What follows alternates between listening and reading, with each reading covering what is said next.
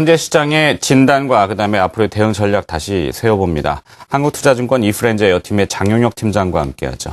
안녕하십니까? 네, 안녕하세요.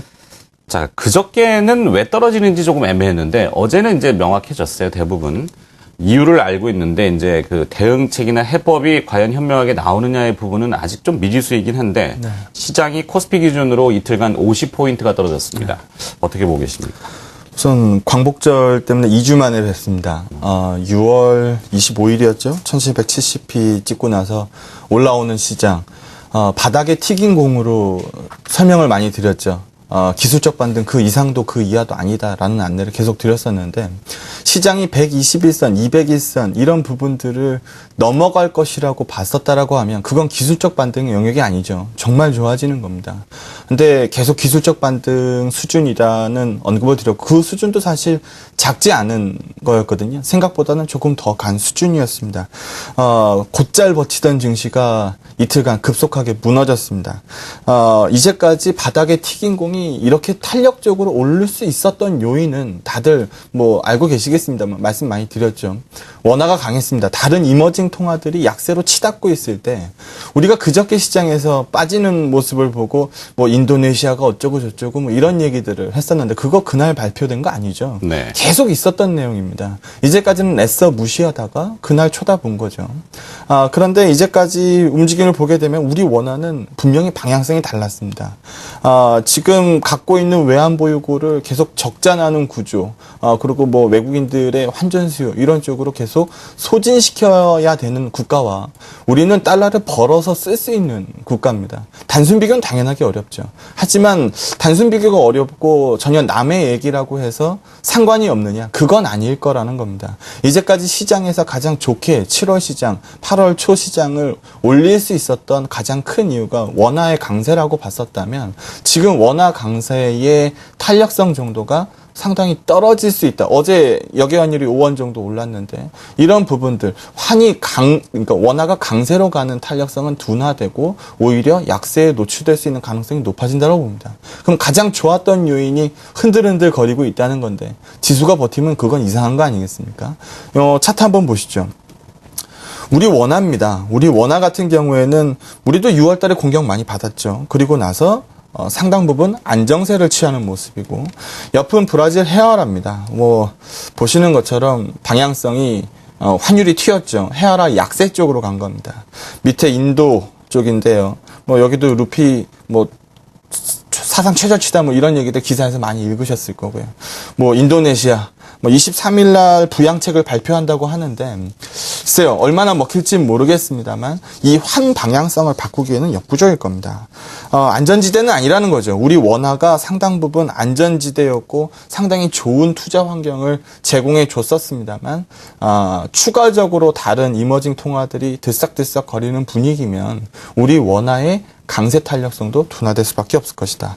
전일 같은 경우도 얘기를 한번 해보죠. 전일 우리 원달러가 빠졌습니다. 전날에 8원대까지 올랐었던 환율을 5원 20전 정도로 마무리를 졌고요.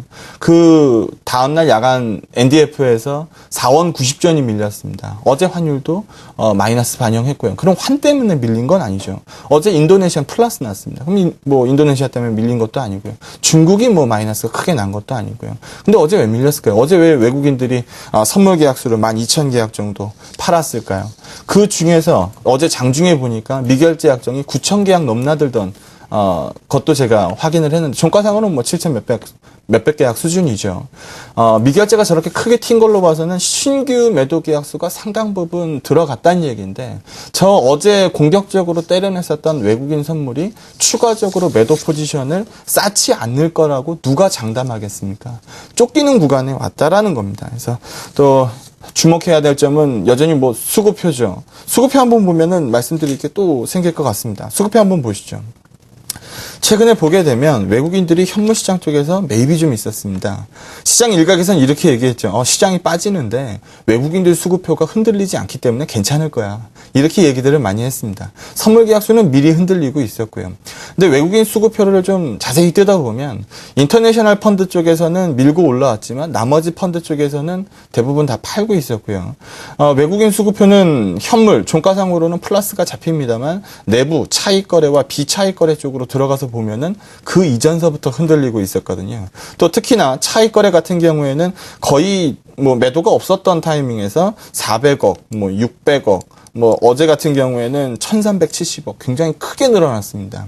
이런 부분들 비차익 거래 어제 2400억 나갔는데 지수의 방향성을 보여주는 바스켓 매매니까 지수의 방향성을 보여주는 좋은 지표라고 보여지죠.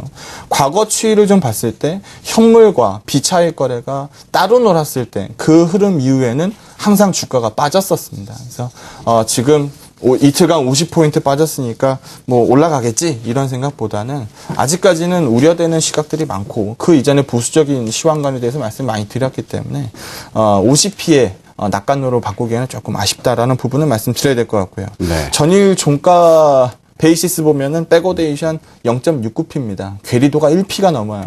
이런 수준이면은 개선 보이기 전에 뭐 베이시스 개선 보이려면 선물이 더 올라야죠. 현물보다 더 올라야 되는 상황인데 그런 부분들이 당장 보이지 않는다라고 하면 좋았던 요인들 뭐 원화의 강세 부분도 흔들거릴 수 있고 중국 떡도 좀 봤는데 중국도 더 이상 치고 올라가는 모습은 안 나오죠.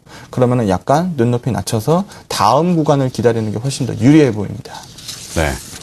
자, 다음 구간이라는 또 종결을 해주셨는데 다음 구간이 어디 정도 될까요?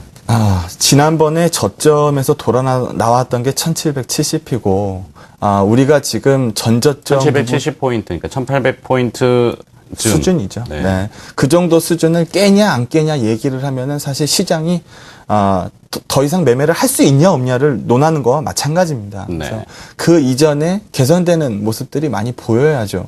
전략 부분을 묻어서 좀 말씀을 드리면은 9월 달의 불확실성에 대해서 한번 생각해 보시죠. 어제 FOMC 의사록에서 봤던 것처럼 뭐 9월이냐 10월이냐 11월은 FOMC가 없으니까 12월이냐 올해 남아있는 FOMC 회의는 3번입니다. 그러면 이 3번 중에 한 번 줄이는 거에 모두 다 의견을 동참하고 있다라는 겁니다. 9월이든 10월이든 12월이든 뭐가 그렇게 큰 차이가 있겠습니까? 방향성 부분만큼은 어느 정도 합의에 들어갔다라고 보시면 될 것 같고 서머스 전 재무장관이 뭐 매파기 때문에 이렇게 얘기도 많이 나옵니다. 사실 매파는 아닙니다. 앨런 부의장보다 매파적 성향이 강한 거지 비둘기적 성향이 약한 거지 완전 매파는 아니죠. 하지만 버냉키가 시장에 했던 약속을 지키지 못할 가능성은 상당히 높다라고 봅니다. 또 잊고 살았습니다만 부채 한도 협상 이거 뭐 같이 죽자라고 정치권에서 뭐 달려들 가능성이 있겠습니까? 잘 해결될 겁니다. 잘 해결되지만 해결되는 중간중간에 계속 나올 노이즈 이런 것들은 우리가 안고 있는 불확실성입니다. 불확실성이 해소되는 모습은 없고 좋았던 요인들이 감소되고 있으면 당연히 보수론이 맞다는 거죠. 미국 같은 경우에 세계대전 이후에 도약의 발판을 삼았죠. 지금 달러화가 튀고 있지는 않습니다만 다른 통화들이 급락하고 있습니다. 유로 하나 잘 버티고 나머지 통화들은 제대로 가는 통화가 없죠. 그러면 다시 한번 미국은 소리 없는 전쟁, 경제 전쟁에서 도약의 발판을 마련했다라고 봅니다. 그 부분도 같이 한번 보죠. 미국 10년물 국채 수익률인데요. 여러 번 보여드렸습니다. 2.7% 선이면은 사실 겁나는 수준입니다. 근데 이 부분도 최근에 추가적으로 넘어서는 상황입니다. 속도에 대해서 논란이 있었지 방향은 바꿀 수 없다라고 말씀을 드렸는데 이제는 속도도 만만치 않겠다라는 쪽으로 돌아가는 겁니다. 그리고 우리 기술적으로 한번 보죠. 기술적으로 보면 이거 뚫고 올라가면 사실 이건 기술적 반등이 아니죠. 정말 좋아진 겁니다. 근데 기술적 반등의 한계를 넘어서지 못했고 선물 시장도 보게 되면은 무너진 이후에 7월 시장에서 21선 중심으로 위에서 놀다가 다시 한번 돌파 시도가 있었고 다시 한번 이틀간 크게 무너지는 모습입니다. 기술적으로도 쫓기고 좀 전에 수급해 보여드렸던 것처럼 수급적으로도 쫓기고 있다는 얘기입니다. 여담으로 말씀드리면 외국인 채권 지금 투자액이 지난 14일 기준으로 보니까 101조입니다. 이 중에서 30%를 템플턴이 들고 있습니다. 채권형 펀드 최근에 금리 올라갔는데 채권이 되겠습니까? 안 되겠죠. 만약에 여기서 재투자가 없다거나 뭐 매도한다거나 하면은 우리도 굉장히 복잡해질 수 있습니다.